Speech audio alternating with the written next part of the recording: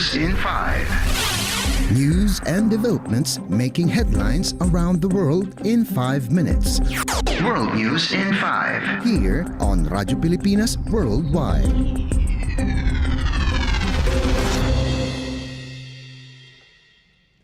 Good day. This is World News in 5 here on Radyo Pilipinas World Service. United States President Joe Biden said that he hopes to see a new Gaza ceasefire by early next week as delegations from several countries work to negotiate the first halt in fighting since late November. It is noted that negotiators have been working toward an agreement that would pause fighting for 6 weeks. The deal would include the release of hostages held by Hamas militants in Gaza, as well as the release of Palestinian prisoners held by Israel. Hundreds of trucks carrying humanitarian aid into Gaza each day would also be part of the agreement.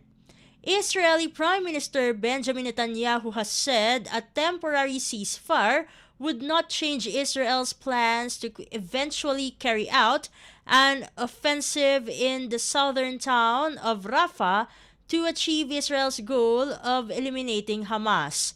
Prospects of a Rafah operation have raised international alarms because of the large number of Palestinians who are living there, many of them after fleeing other parts of Gaza in search of safety. World News in 5. Here on Radyo Pilipinas Worldwide. In other news overseas, Ukraine's military said it shot down 11 Russian drones and 2 guided missiles that Russia launched in overnight attacks. The Ukrainian Air Force said Russia used a total of 13 drones and 5 missiles in its latest round of aerial assaults. There were no immediate reports of damage or casualties.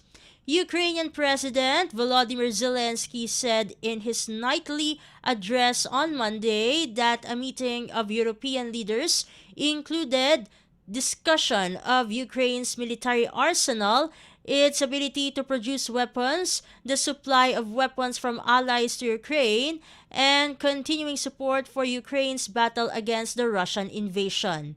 It is noted that French President Emmanuel Macron convened the meeting with 20 European leaders in Paris. Macron said that while there are no plans in place to send Western troops to fight in Ukraine, the possibility remained. World News in 5. Here on Radyo Pilipinas Worldwide. And finally, the Philippine Embassy in Mexico, in coordination with Dr. Tomas Calvillo of El Colegio de San Luis, conducted the first episode of La Historia Olvidada Filipinas-Mexico 2024, a virtual colloquium series of Philippine-Mexico relations on the 16th of February via Zoom with more than 100 participants, including those who attended via the embassy's YouTube channel.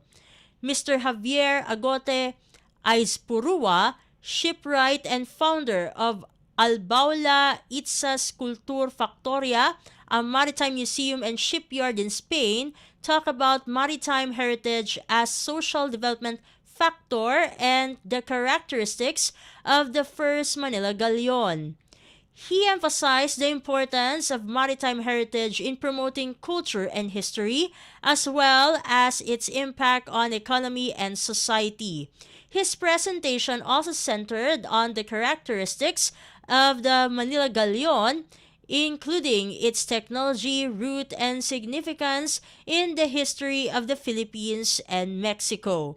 This virtual colloquium series highlighted pivotal events and contexts that have shaped the engagements between the Philippines and Mexico, spanning from the 16th century to the contemporary period. World News in 5. Here on Radyo Pilipinas Worldwide.